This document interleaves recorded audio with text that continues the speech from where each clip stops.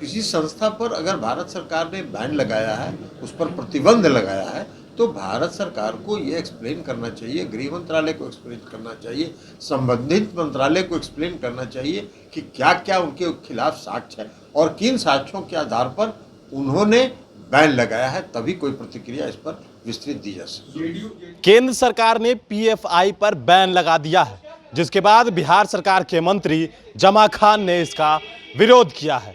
कहा है 2024 तक इंतजार करना चाहिए और उसके बाद जो जनता है इसका जवाब देगी। अलग अलग जगहों पर अलग अलग तरीके से कार्रवाई की जा रही है। इसको लेकर जमा खान ने विरोध दर्ज किया है और कहा कि जिस प्रकार से केंद्र सरकार जो ये बातें कर रही है और जो कह रही है, इसका जवाब जनता 2024 में देगी। लेकिन देखिए, जदयू के राष्ट्रीय अध्यक्ष ललन सिंह हैं, उन्होंने केंद्र सरकार से सवाल पूछा है कि आखिरकार पीएफआई पर बैन लगाया गया है तो इसके पीछे कारण क्या है और इसके पीछे साक्ष्य क्या है। जो है इस चीज की जानकारी बिहार जनता को होनी चाहिए। आखिरकार किस आधार पर आपने बैन लगाया है, ये पहले केंद्र सरकार को बताना चाहिए, उसके बाद जेडीयू अपनी प्रतिक्रिया इसके ऊपर देगी। सुनिए ललन सिंह ने किस तरीके से केंद्र सरकार से सवाल पूछा है। भारत सरकार तो भारत सरकार को ये बताना चाहिए कि बैन लगाया है उन्होंने, उन पीएफआई के खिलाफ उनके पास क्या साक्ष्य है, क्या उनकी गतिविधि है। तो इसलिए इस पर हम लोगों की प्रतिक्रिया जानने के बजाय भारत सरकार से प्रतिक्रिया पूछनी चाहिए आप लोगों को, और भारत सरकार को बताना चाहिए देश को कि हमने बैन लगाया, इन कारणों से बैन लगाया, ये साक्ष्य है, ये उनको बताना चाहिए।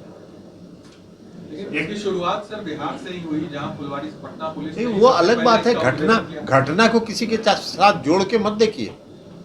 कोई घटना हुई, भारत सरकार ने कार्रवाई की, उसमें राज्य सरकार ने भी सहयोग किया। तो इस तरह की कोई घटना अगर होती है और इस तरह की कोई सूचना मिलती है भारत सरकार को, तो राज्य सरकार उसमें पूर्ण सहयोग करती है।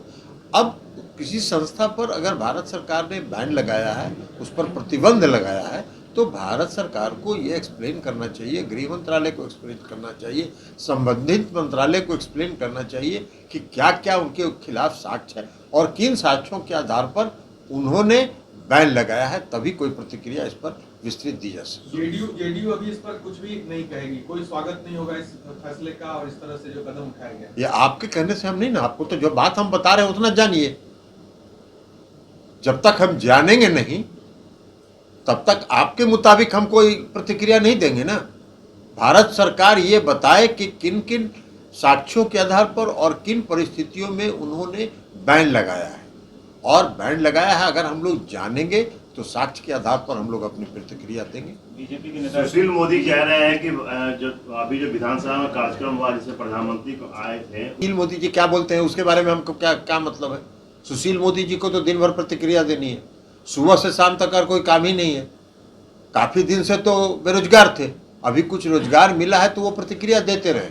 लेकिन जो घटना बिहार में हुई थी उसमें राज्य सरकार ने पूर्ण सहयोग किया था भारत सरकार की एजेंसियों को। सर पूर्णिया में जो होना है रैली, आपका क्या कुछ इसके लिए बन रहा है?